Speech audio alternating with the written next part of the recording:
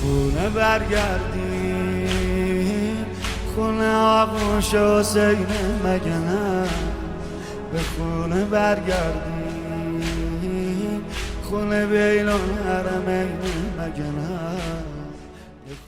قرارگاه امام رضا علیه السلام مربوط به آستان قدس رضوی بنیاد کرامت. مجموعاً 2 تا آشپزخانه مرکزی و آشپزخانه شماره 2 ما که به عنوان آشپزخانه ولایت و آستان قدس هست مشغول پخت غذا هستند.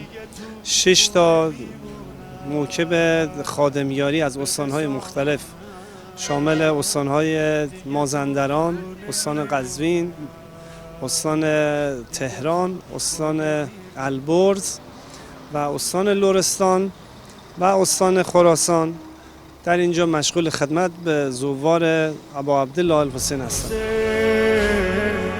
حرف مادر پدر بزرگامون بود حسین، قبل از این دنیا اون آقای امام رضا برم، خدا رو شکر خادمیاری یه رزق معنویه که حضرت رضا به این مردم عنایت کرد. یکی از آرزوهای من بود که امسال الحمدلله برآورده شد. من امسال اولین سالی که تونستم تو موکب امام رضا خدمت کنم. نوکری زائر نه نوکری امام حسین. من لیاقت نوکری امام رضا امام حسین ندارم. من افتخار میکنم که نوکر زائر امام حسینم.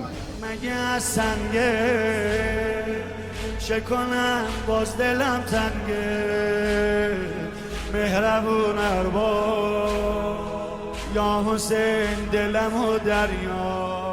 اینجا همه جمعاً زیر پرچم امام رضا، یعنی اصل مطلب اینه که زیر پرچم امام رضا هستن. افتخارمون اینه که زیر پرچم امام رضا خدمت به زوار امام حسین. همه نوکریم هیئت والله حسین. خسته بشین برای خدمت کردن.